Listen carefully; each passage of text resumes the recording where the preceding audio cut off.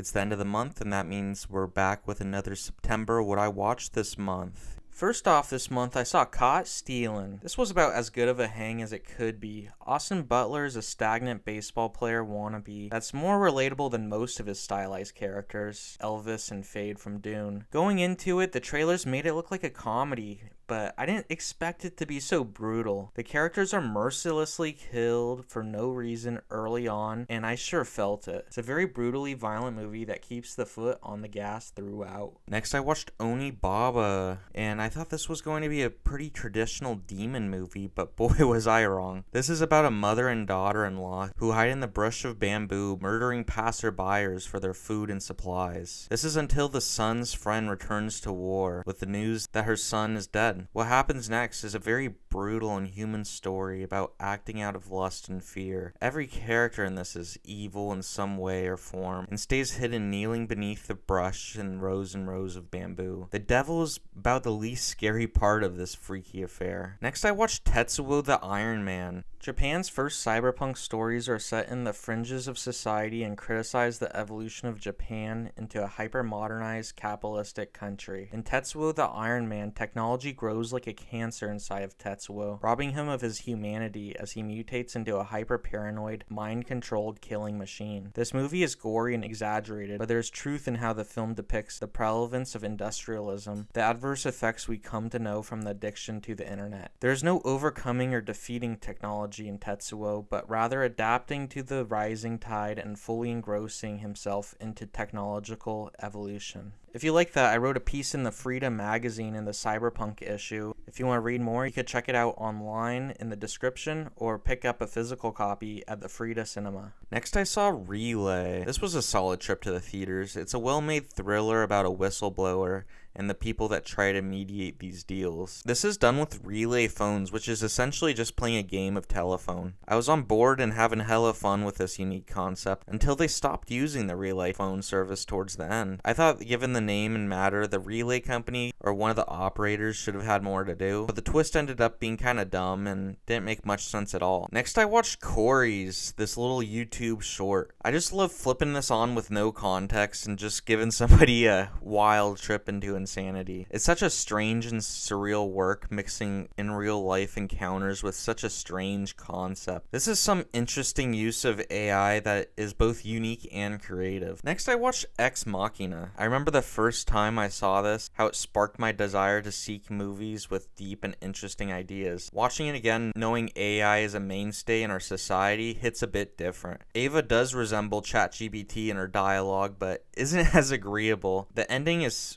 perfectly ambiguous, with elements that I don't think I need to be resolved explicitly. Next, I watched Bella de Jour. Stay tuned for my full review and Academy Museum video. Next, I watched Highest to Lowest. I was super bummed I didn't catch this in theaters. I doubt many have. Denzel straight to streaming doesn't really sit right with me. This is a tried and true story of kidnapping, wealth disparity, and moral questions. The old Japanese movie High and Low is definitely the best version of these, but for modern retellings, I'm more compelled by HBO's Full Circle, which had some interesting left turns that really distinguished it. There's something strange about this movie that made it feel a bit uncanny throughout. Maybe it's the wide camera angles, or I don't know what, but I definitely wanted to like this one more. Next, I watched the classic Dog Day Afternoon for the 50th anniversary at the Vista. This is more than just a bank robbing movie. Back in the day, people didn't wait around for social media to get clout, but they instead just robbed a bank. This really shows the dramaturgical nature of front and backstage acting. Dramaturgically. And Pacino does a great job in playing to the crowd and going back into the bank. It was also pretty funny. It's a one-location movie with a lot to say, with a lot of social commentary about wealth disparity, queer rights, military PTSD, and kind of an underdog story too. We, the audience, along with the crowd in the movie, begin rooting for these bank robbers because they're going against the system that's corrupt and designed to be against them. We come to realize that they don't want to hurt anyone, but just want a better life for themselves and those that that they love. Next, I saw the Anderson Tapes. This was the heist movie that Lumont and Pearson made right before Dog Day Afternoon, and I don't think it's as successful. And there's lots of cross-cutting that doesn't feel smooth, but rather feels like clunky and time-consuming. The score is pretty experimental by Quincy Jones, giving sound to security cameras and surveillance. But the heist was pretty head-ass. And like even more so than the Brink job. I don't know how anyone thought that they would get away clean. This was like kind of a dumb method for a heist. There's some good performances for sure, but definitely a low tier Lumont movie for me. Next up, I started getting ready for the new One Battle After Another by watching Magnolia. It's a whole like fabric weaved of different stories, sustained at an emotional height for like the whole 3-hour runtime. There's so many individual stories that weave together, either like through bumping into each other or thematically, and it really just feels like one grand story. The ending is so unexpected and very much a deus ex machina that like ties all the stories together in a way that doesn't feel like it's forcing everyone into one big room. I feel like this is the first movie where Paul Thomas Anderson really blossoms into a voice of himself. And then directly after watching that, I watched the documentary called The Moment on YouTube. This was a very informative look into the filmmaking process from screenplay to premiere. It's fun to see the creative process in full effect, and very interesting how they spent so much time on that one diner scene that didn't even make it into the movie because it wasn't working. A great resource to people that are interested in making movies and really want to make something interesting. And I kept on going with this Paul Thomas Anderson binge with Punch Drunk Love. Such a stylistic and great movie. Sandler kills it with such an oddball character, halfway between walking and running between each scene. When he finds love, he becomes the fullest, most confident self, and his power soars stronger than ever before. The love in this feels so good and cathartic, and I only wish it was a longer movie. But no good movie is too long, and no bad movie is too short. Next, I saw the premiere and live Q&A taping of Spinal Tap: The End Continues. This is exactly what I was looking for a Spinal Tap sequel. It was funny and unserious, and had some great classic rock cameos. Rob Reiner and the Spinal Tap crew were live streamed for the Q&A in character for about half an hour. It was just like 30 more minutes of improvised comedy from these goats. The running gag of this movie was also that their drummers have a high mortality rate, and this was a very fun section of the movie. It's really a fun watch. And then I watched The Phantom Thread.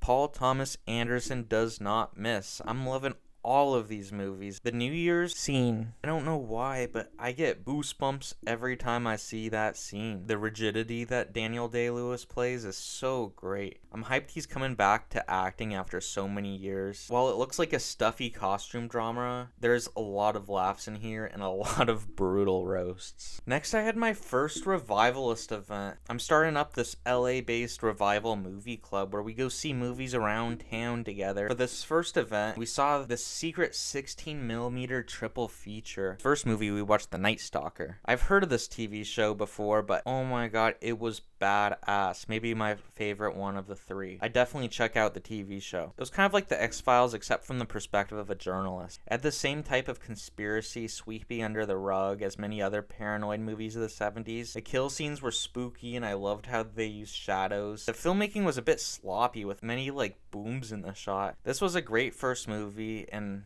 my favorite of the bunch. Next, I watched The Spell. Made only 3 months after Carrie, this is another movie about being goofed on and ostracized as a girl in high school, only to take revenge on her bullies. This was thought to be a lost movie, and I'm glad that they found it. On film at that. This was the most stylistically interesting movie of the bunch, and the wide-angle lens of the camera that wanders through the scene and creates such a constantly spooky vibe. And rounding out the end of this secret triple feature, I saw I Desire. This is another movie about a vampire like The Night Stalker, but this time it's about a hooker vampire. For the subject matter, I could have used a bit more raunchy for the sex and violence. To be fair, it was a TV movie. Brad Dourif was definitely the standout performance, playing someone lurking in the background and very mysterious vampire hunter type. This rhymed a lot with the first picture. Many of the same visual cues like the dirt in the coffin, well, the theme of bearing up vampires in the investigation. A very underground movie and a fun watch.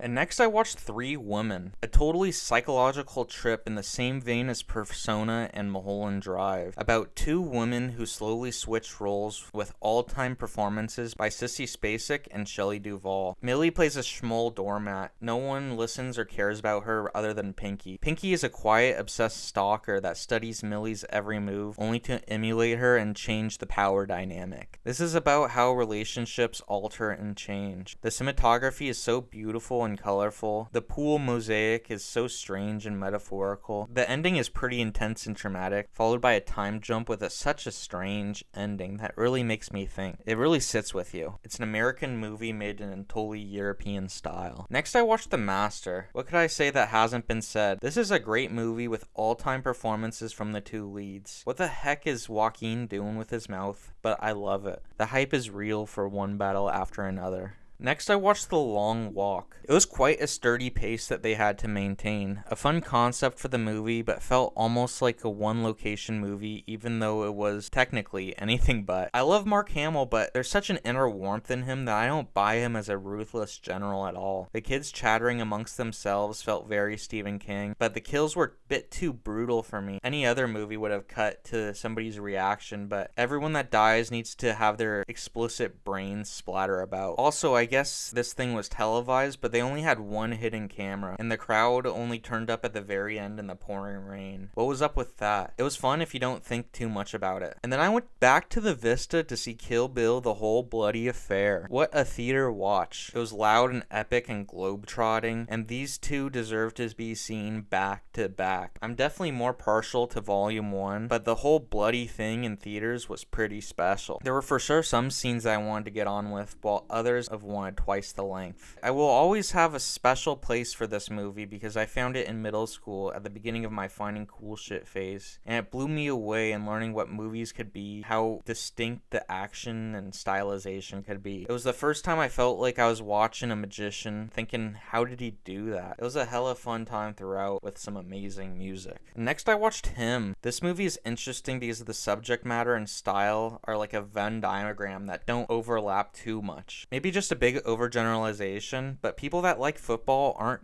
big into abstract psychological thrillers, and thriller heads aren't too much into football either. This really nailed the themes of football, chasing the number one spot, and also dealing with head injuries, and tells a very abstract and stylized version of those events. It combines heat vision and slow motions into fast-paced and loud editing. Marlon Wayne plays the mentor and former GOAT. He does a solid job as the evil mentor. I was on board with the movie and the whole thing until it revealed to be a satanic cult ritual. Marlon Wayne gave his evil James Bond villain monologue. It was still a fun time. You don't have to like football to like this, but you have to like psychological thrillers to enjoy it. Next, I saw Miracle at Morgan's Creek. I went to this completely blind and I was pleasantly surprised. It felt like a Looney Tunes cartoon with the best, most fast-talking writing, inducing belly laughs. The standout performance was definitely the dad, who always kicked down the door and grabbing at everybody by the collar while always tripping on his own ass. The subject matter is very risque for the time, and beat of the movie is so free-flowing and going anywhere possible, like anything could happen. I feel like Sturgis is a very slept-on director and deserves a little bit more love.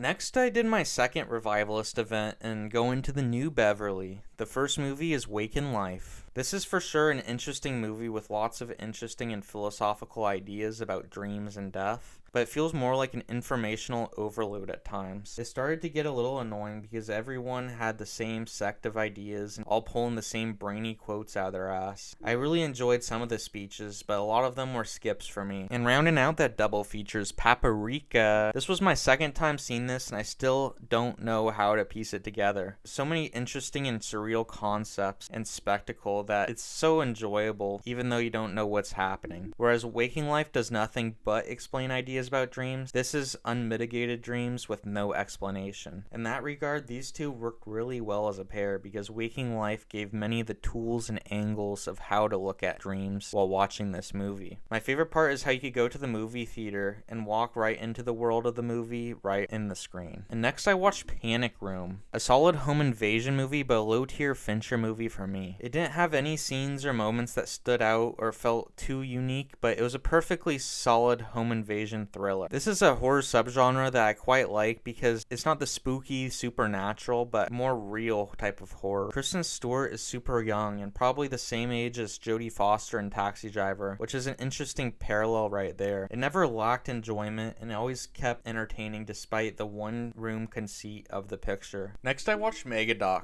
This is the next best thing to Megalopolis being good. We see an unfiltered behind-the-scenes look into the making of this $160 million passion project, and we see all of its roadblocks and pitfalls. This is a wild-ass movie, and Francis Ford Coppola is big into the improvised nature and chaos from working with actors that bring their own ideas. The visual effects range from being beautiful and groundbreaking to completely awful, and we see every decision as it gets made in this documentary. As a filmmaker myself, I really love to peek behind the curtain and see how a legend works. It's so entertaining to watch Shia and Coppola endlessly argue, and that honestly feels like most of the runtime. Next, I watched Inherent Vice, getting ready for one battle after another with Anderson's other Pynchon adaptation. Joaquin is so great as a dude-esque 70s stoner detective. I love the journey of investigation and discovery, and he's pretty good as a detective despite how high he is. I love the risque nature of the underworld, as well as the secret cults and mystery of how things get unraveled. Phoenix and Brolin have a magnetic relationship, but not in the sense that they're connected, but the other side of magnets where they're completely repulsed by each other. There's one action scene in this, but it's an all-timer. I can't wait for the action in one battle. Next, I watched Child's Play 2. This is the best Chucky movie. With Spooktober right around the corner, I want to revisit everyone's favorite doll. I saw a lot of parallels with Toy Story 2 in this, and really see a connection between the Chucky universe and Toy Story. A few connections are toys come into life, the kid's name is Andy, a wall of good guys looks like the toys in Al's Toy Barn, and they have to jump through the machine that goes up and down just like Buzz does. I think I'm onto something. And then next, I watched the movie of the year, one battle after another. I haven't been this hyped to go into a movie probably since Killers of the Flower Moon, but this exceeded my expectations. This was a fast-paced, intense, funny, action-packed movie. Everyone involved has an all-time performance, and the new actress Chase Infinity is a total standout with yet another 2025 goated child actor first-time performance. IMAX 70 was great in a sold-out San Francisco's biggest theater, and it was an all-around iconic experience. I kept thinking about the road scene and where the hills go up and down, and it felt so exciting and pure cinema, much like how I felt in Dune 2 with a sandworm riding scene or Sinners with the dancing one-shot. I need to see this film again. Next, I saw Battle of the Algiers. I loved One Battle so much, I decided to watch the movie that they were watching in the movie. This was a great companion to One Battle because it's much about the same resistance and revolution in a different time and place. This movie is very relevant and timeless and true to how it speaks to power. It is collective action and resistance even through violence, and it does get ugly. It is very raw and angry and emotional and expressive, and its need to band together as a society to overthrow the oppressors. The ending highlights the strength of collective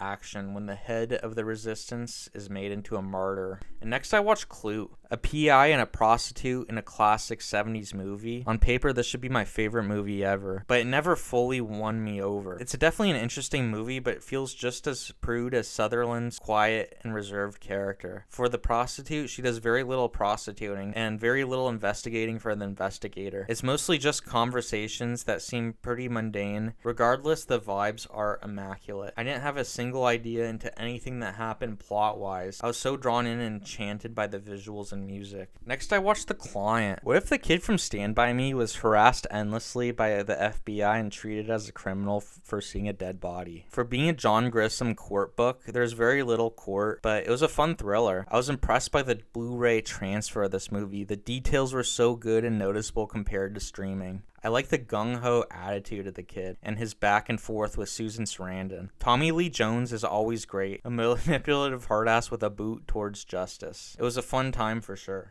And to round off this month, I saw Zodiac again. The hurdy-gurdy man strikes again. It really plays like All the President's Men. It's a newspaper-style movie above anything else. The way time plays such a role in this, the killer never caught, but the leads just getting colder as time goes on. It's crazy what a nosedive this investigation took when the newspapers and public lost interest. It's kind of demented how the media plays to the desires of the killer and making him famous and posting his manifestos in the news. There's so much fuckery with serial killers, media, biased cops that are still felt today and can be traced back to this shit going down in the movie. The killings are pretty brutal but not glorified. Fincher is one of the best we got. And these are the movies I watched this month. What movies did you watch this month? I'd love to know. Follow me on Letterboxd. Come to the Revivalist events. We got the calendar for Spooktober posted. We got some fun events coming up. Be sure to tune in. Thanks for watching and go see a movie.